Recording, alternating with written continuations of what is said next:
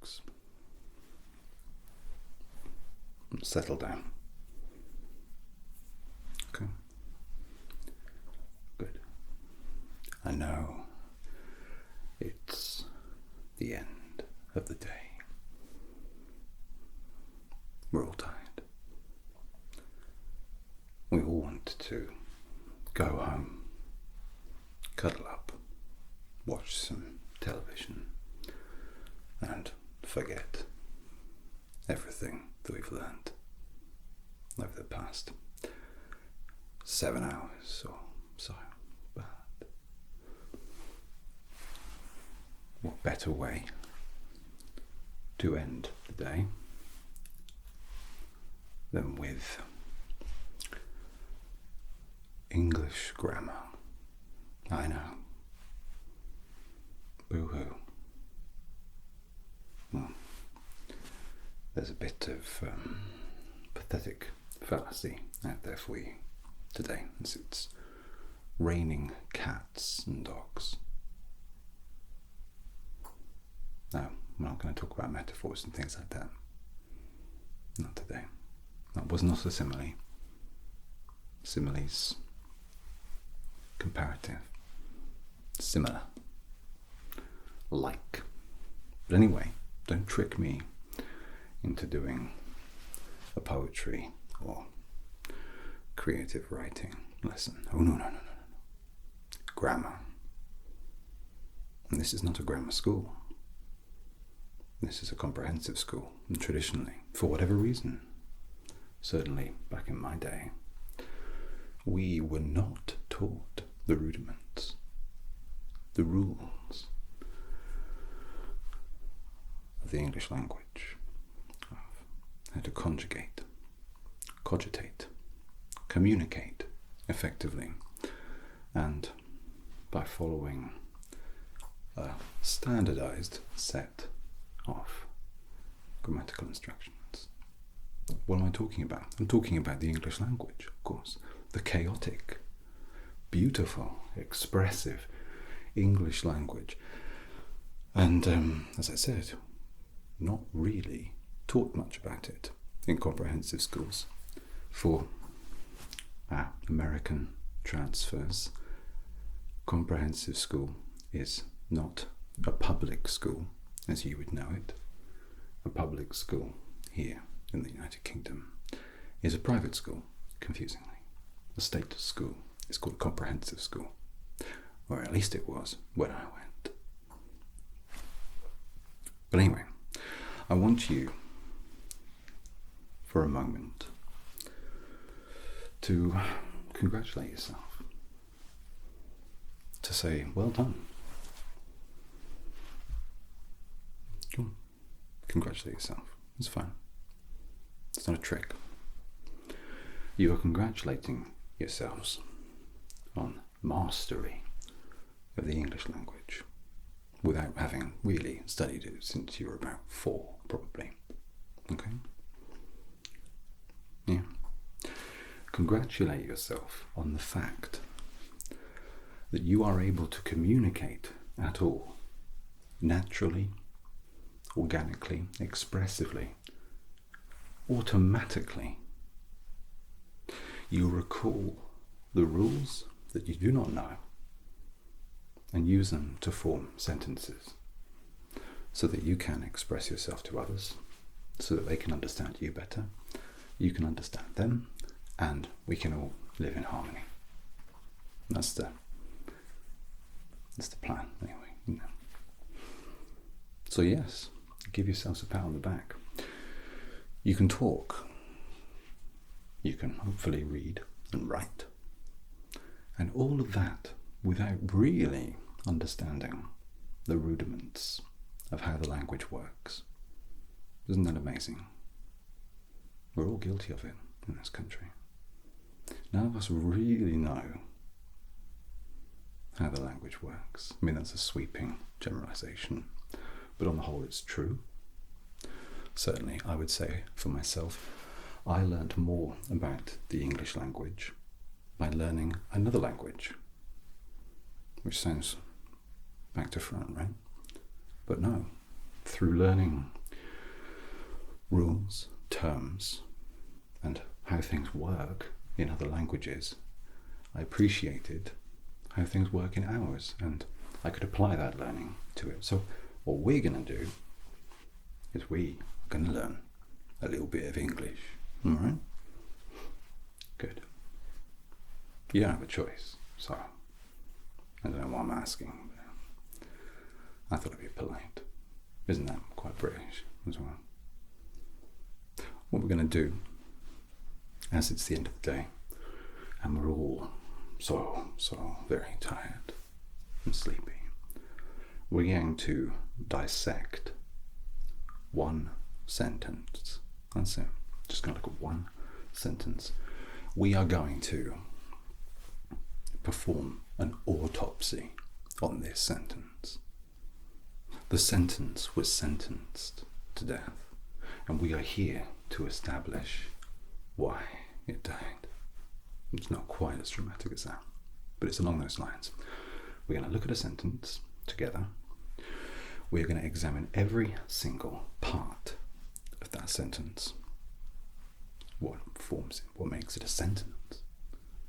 And then we're going to see if we can make it work a little better as well. Make it a bit more conversational, maybe shorten it to make it digestible, and make it clearer so that it's more readable. Okay? Shall we look at the sentence? This is your sentence. Yeah. For your crimes against education.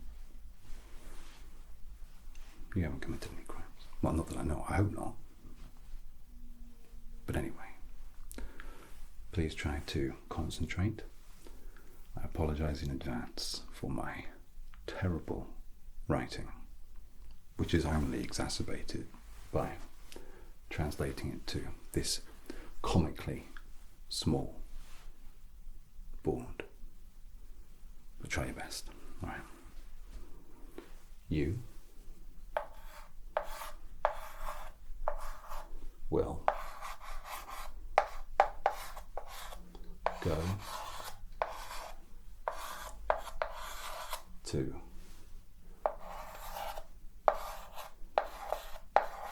sleep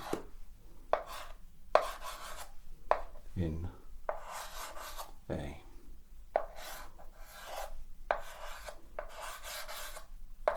bed. So read it with me. You will go to sleep in a bed. That's it. That's the lesson. I'm kidding. That's the beginning of the lesson. That's right. The introduction was not part of it. That was just fun.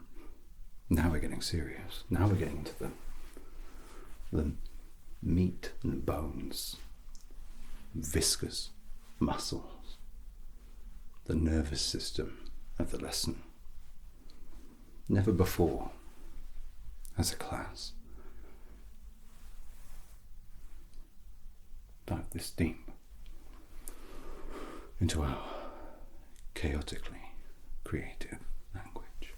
Anyway, this sentence. You will go to sleep in a bed. What kind of sentence is it? Okay, declarative. I'm more about how difficult is it to understand, to comprehend, to conjugate. Okay, simple. That's because you will go to sleep in a bed is a simple sentence. What does that mean? Anyone? I'm going to tell you anyway, but what does it mean? Okay. It does mean that it's easy. It means that it is, by definition, simple to understand. But a simple sentence is a clause, and this whole thing is a clause that is independent and on its own. i.e., it doesn't have anything else that needs to contextualize it, that needs to explain it. It explains itself in a nutshell and is simple. How might we make this simple sentence more complex? And that is the antonym of the enemy of the simple sentence, a complex sentence.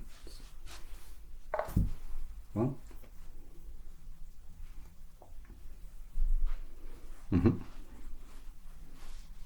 that's right, the enemy of the full stop,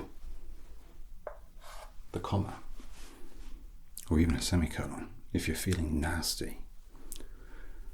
But no, adding a comma here, and then adding another clause, which would be a dependent clause, the opposite of independent, would make it into a complex sentence.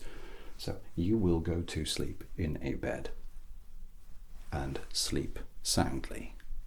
That would make it, it would glow up this simple sentence into a complex, emotionally complex sentence.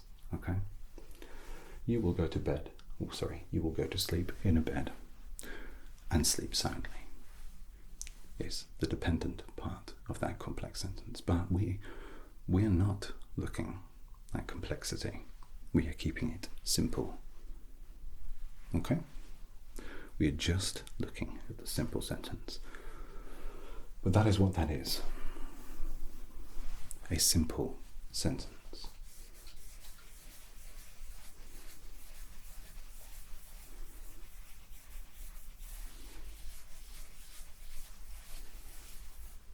And we are going to look at each part of that sentence, what it is, how it works, and how we can perhaps improve it or change it. Okay? So, do you guys remember what was the first word that we saw in that sentence? What was the first word that we saw in the sentence? Oops, sorry. Tripping over everything that is awkwardly positioned in this tiny classroom. You. No, not you. Not you. You.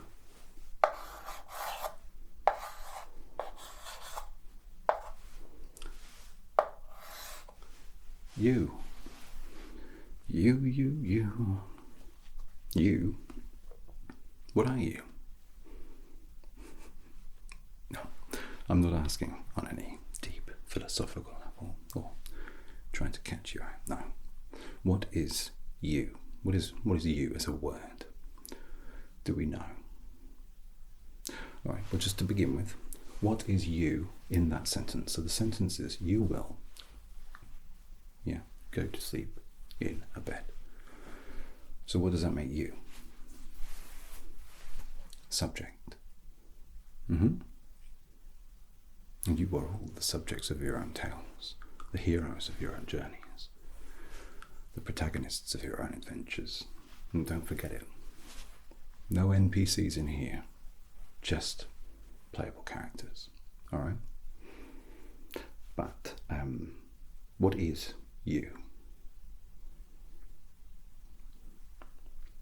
A pronoun. That's right. So what is a pronoun? You aren't a pronoun. You is a pronoun. Could we say that more confusingly? You aren't a pronoun. You is a pronoun. And it's not me trying to talk kind of London-y. I'm not from London. Never will be. You is a pronoun. And a pronoun is used to basically substitute a noun or a phrase. The noun is you, your name. Yeah? Your proper noun. You're a proper noun. The pronoun is used to reference that noun. So what other kind of pronouns are there? It's a personal pronoun, because it's the name of a person. It relates to a person. You. It cannot be the bed can it? Unless you're kind of personifying the bed, making it into a person for some reason, for some bizarre practice. But we're not doing that. We're doing a simple sentence. You is a pronoun. What other pronouns do we have? I. Another personal pronoun. So in that sentence, you will go to sleep in a bed. We could substitute you for I. I will go to sleep in a bed, couldn't we? It would change the meaning because the subject has changed. It's me talking about myself. I will go to sleep in a bed. I hope. Unless something awful happens on the drive home. Or, I don't know. You. He and she. They are pronouns too. So, he will go to sleep in a bed. She will go to sleep in a bed. They're personal pronouns. I mean, one of the interesting things about English, the language, is that it's not really gender specific. Not like a lot of the Romance languages, European languages certainly, where you have masculine and feminine words. We don't really do that here. No. So, let's take into consideration that the person, the subject of the sentence that you were referring to, who you were referring to, may not be of a binary gender. So which pronoun would you use then? Yes, they or them. So you could be I, could be me, it could be he, it could be she, it could be they, it could be them. And there are some grammatical purists who say, well, it's confusing to use plural pronouns when referring to a singular person. Well, it's not. Really. Language adapts, language changes, and you should adapt or change too. Would I? That's not a threat, but they, them, you can use for a group, but you can also refer to someone who does not use binary pronouns, he or she. And of course, if you are confused or struggling with that as a concept, you could ask what they would like to be called. Or, alternatively, forget about pronouns and use a proper noun. Ask their name. Become friends, be polite, and use their name. Because that way it's more specific, clearer, and you don't have to get upset if you don't like using the plural, or get worried about hurting feelings. But ultimately, just ask, and that's fine. So there are loads of pronouns. There are loads of proper nouns we could use there. But you is the subject of this simple sentence. You will go to sleep in a bed. And we've looked at what other pronouns could be used and why they could be used. Yeah. If you're referring to somebody else. If you're referring to yourself. Or if you're referring to someone you know, etc., etc. Okay? What was the next word in the sentence that we are studying? What was it?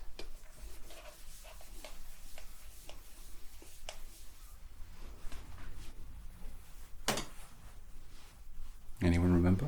What was the next word in the thing that we are looking at? What was it? B-I-N-G-O. No, that was not the word. As I almost fall over again.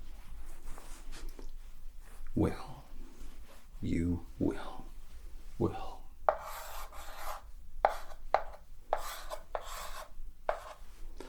No, William, not you. No, will. What kind of word? What kind of word is will? Just like you is a pronoun, a noun, what is will? That's right. It's a verb. A verb. And what is a verb?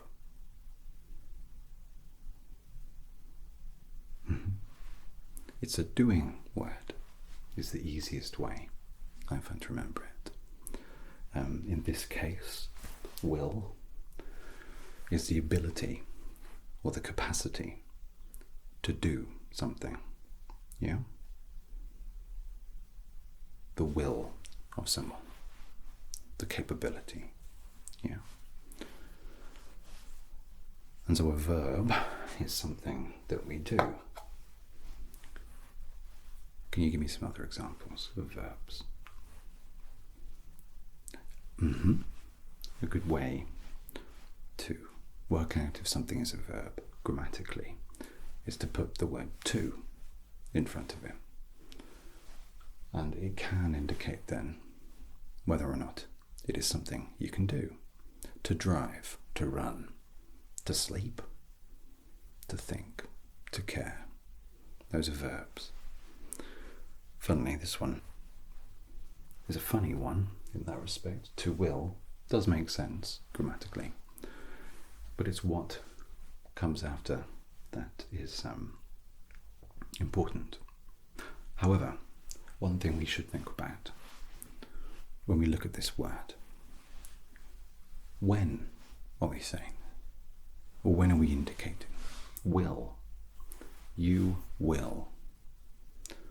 What does that mean? Yes, you are going to. You will. Because the tense of the verb is important. Yeah? So, how many tenses are there? Let's keep it reasonably easy. Let's just say, for now, that there are 3. Yeah? So, where are we now? We're in the present. Yes? The now. What is this talking about? Will. That's correct. The future. And then there's the past. What happened? Now, we know loads of words in our head. We are like dictionaries walking around. And we can access the participles of these words quite easily. We know how to say will in different tenses. But it does get a little bit more complicated than the past, the present, and the future. There are, let's just say, for argument's sake, 12 tenses.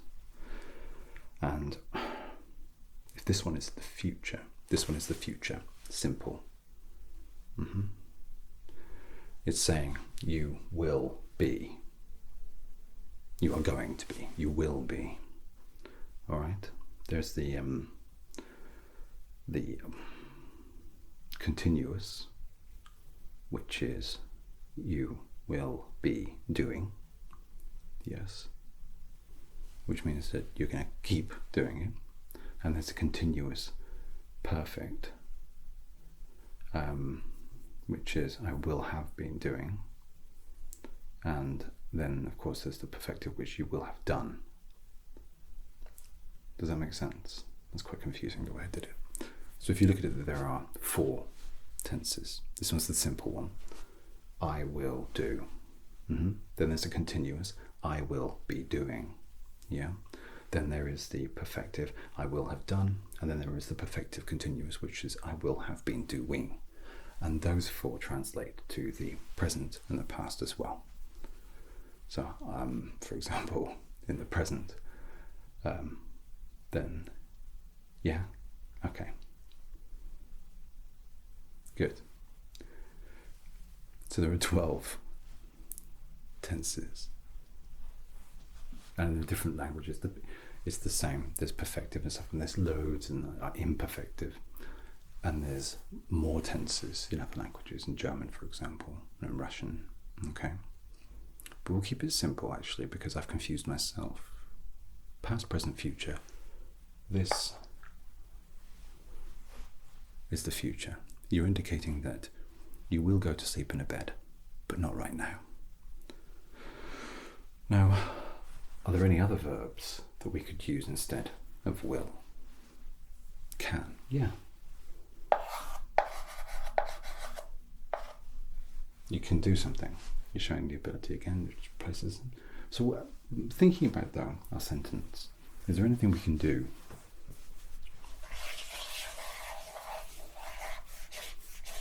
to smarten it up? So we've currently got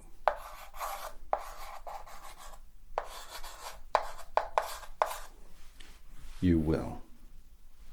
What can we do to make that easier, shorter? Good, good, good.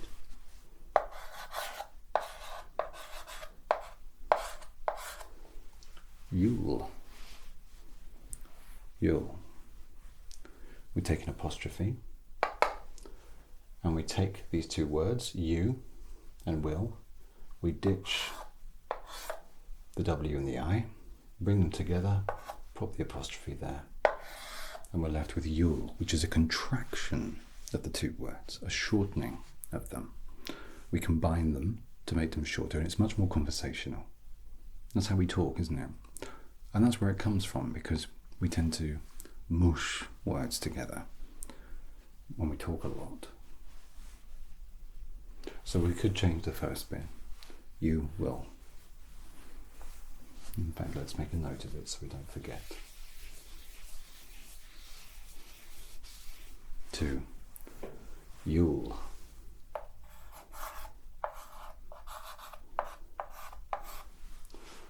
Which is a contraction of you and will.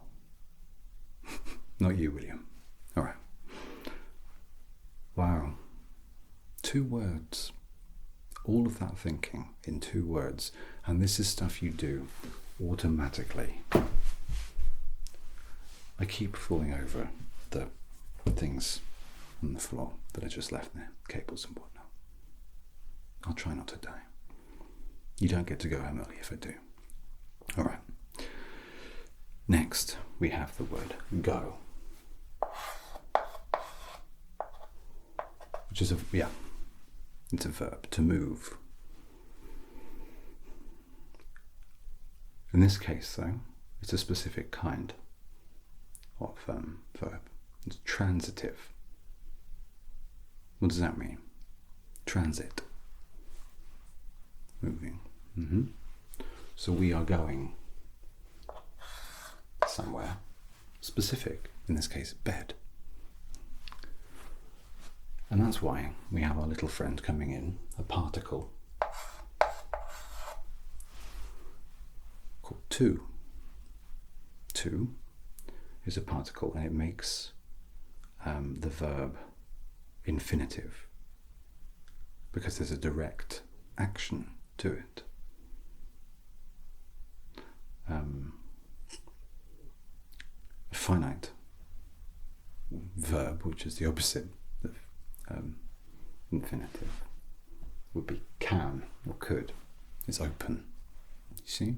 This is specific. We're doing it. You're going to bed. All right? It's infinitive.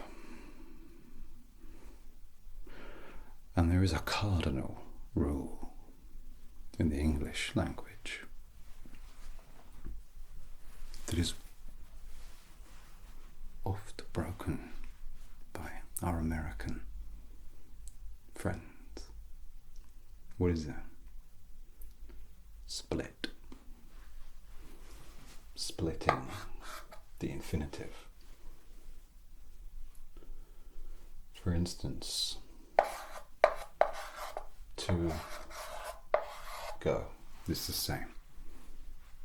Infinitive. Verb. Pairing.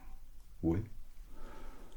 Can anyone think of a famous example of where these 2 words, something comes between them? Maybe it's a bit of an acquired taste, but still worth a watch. Star Trek. To boldly go is grammatically not great. Where is that sentence? Grammatically, it's wrong, but it works. It's fun, you know. It's bolshy and confident, but it is a split infinitive. It's not to boldly go. It's to go boldly, because it's an adverb. Boldly. It describes the verb. And if you're popping it there, it's splitting the infinitive, causing complete and utter chaos, making it completely illegible, ununderstandable to anyone, right? No. But it is against the rules. But don't worry, because it's stylistic. But anyway, there's not a lot that we can do with those, because it's a verb. We need it there. You'll go to. But we're getting there, halfway through. Can anyone remember the next part of the sentence?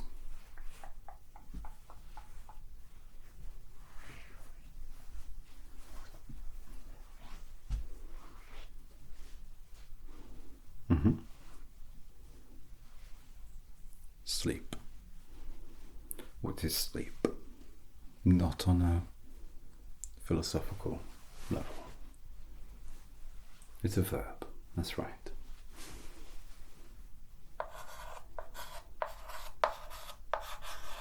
Sleep.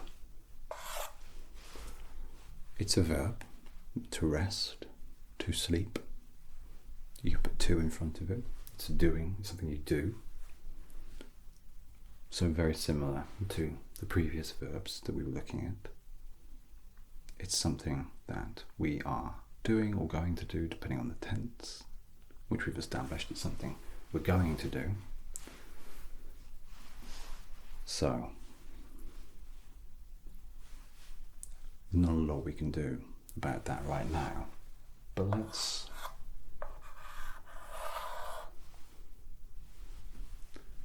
keep that in the chamber for now, alright? Because what's the next word? In. Now what's in? It's not a particle. It's not an article. It's a preposition, okay? And this one indicates a location or inclusion of something. For example, other ones are like at, on. It can be an adverb, come in, for example. It can be an adjective, no one in. Or it can even be a noun, like sort of getting an in with someone. It can be a whole bunch of different things. And this happens a lot in English. It happens a lot. A word could be multifaceted, have 1,000 different meanings, have 1,000 different applications and uses. And yet you know automatically what this one is in this context. You know? Isn't that amazing? We mean in bed. It's a preposition. I'll pop it here for now, because it's related to the location, or something like to do with something, or within something. Yeah. So what's what was the next word? You'll go to sleep in. A. And actually, let's just bring bed in. Let's bring the bed in.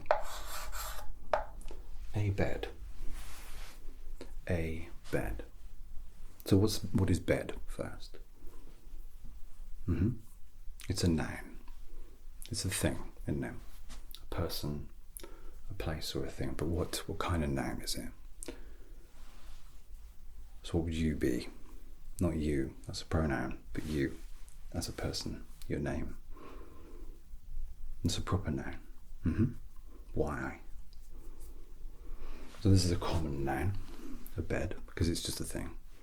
And there can be loads of them. A proper noun, like you, not the pronoun, but you, William.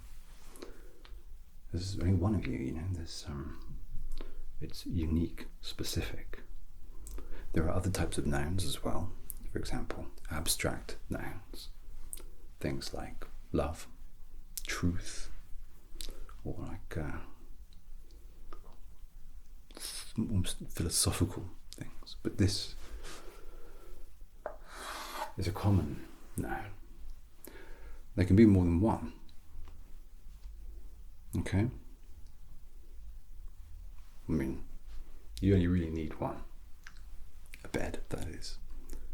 But there can be multiple ones. You could be in a house with loads of rooms. You could be in a room with loads of beds. You could be in a bed with loads of houses. Or what have you. In this case, though, we're probably referring to a specific bed. So let's look back to A. A is an article. It addresses something to illustrate an example or an object. Yeah. We have other articles. Do you know? There's only there's one really. So we have A, then we have an, which is the same as A. It's an indefinite article and goes before a word that starts with a vowel.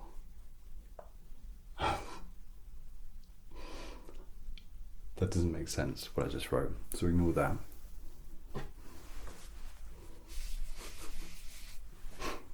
Because it wasn't a vowel. I was saying vowel out loud and thought of a violin. An oven starts with a vowel. Bed starts with a consonant. So it's A, an, and the. The is the definite article. So what's the difference? A, basically, indefinite articles refer to things that could be counted, that there are multiples of, etc. So you could take your pick of. So the implication here is that it could just be any random old bed that you find, or that you have so many beds that you get to choose. The bed would refer specifically to a bed, or the bed that you sleep in a lot. So, you know, the car.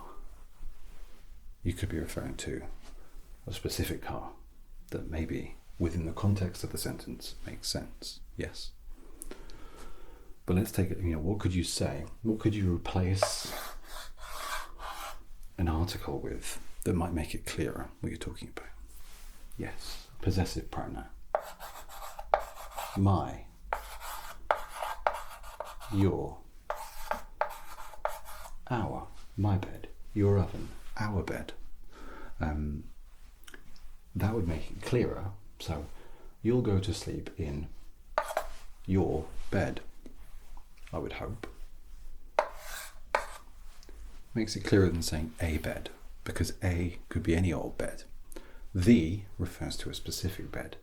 But within the context of this sentence, I don't really know necessarily which bed it is that you're referring to. Does that make sense? So, the noun is singular here, bed. That means there's one. Let's say you only have, let's just say for argument's sake, you only have one bed, even if you have more than one, okay? If you only have one bed, you don't need an article. You can just say, you'll go to sleep in bed. It makes sense anyway, right? It's implied. Where else do you sleep usually? You might say on the floor or something. Be a bit more specific if it was unusual. But the implication is that you'll go to sleep in bed. Your bed.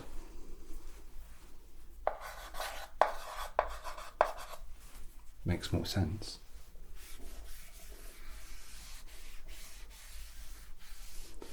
And perhaps if you were in a situation where your bed was among other beds belonging to different people, you would need to clarify that, to declare that. But because you're more than likely going home to your own home, I hope, bed. Does that make sense? You'll go to sleep in bed. Okay? But what do we have here?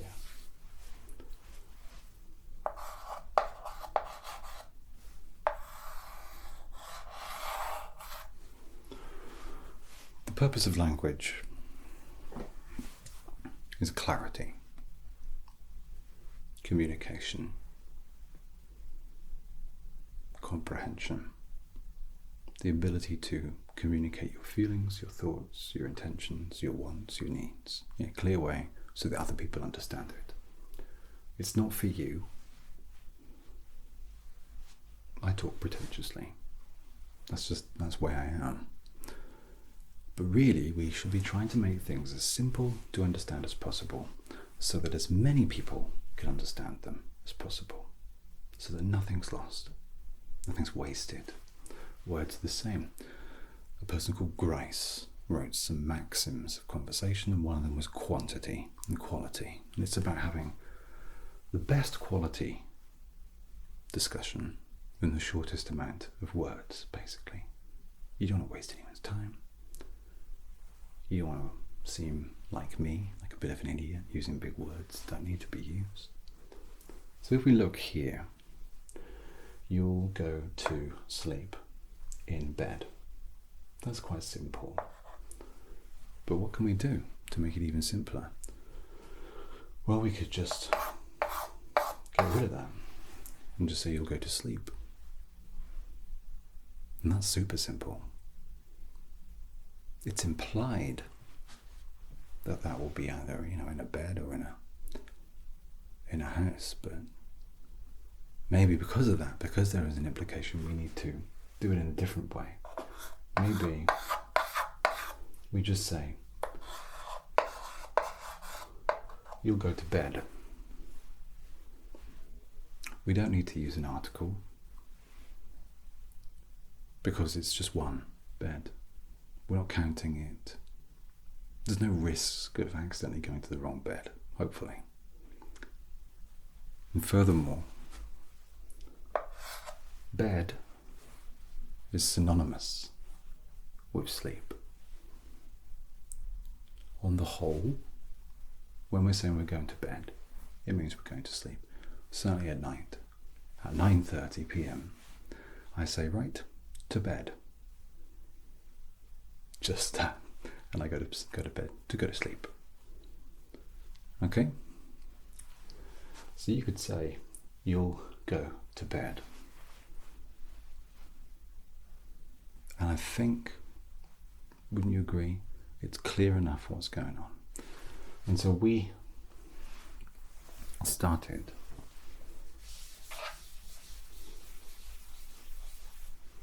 with you will go to sleep in a bed, and we have reduced this to you'll go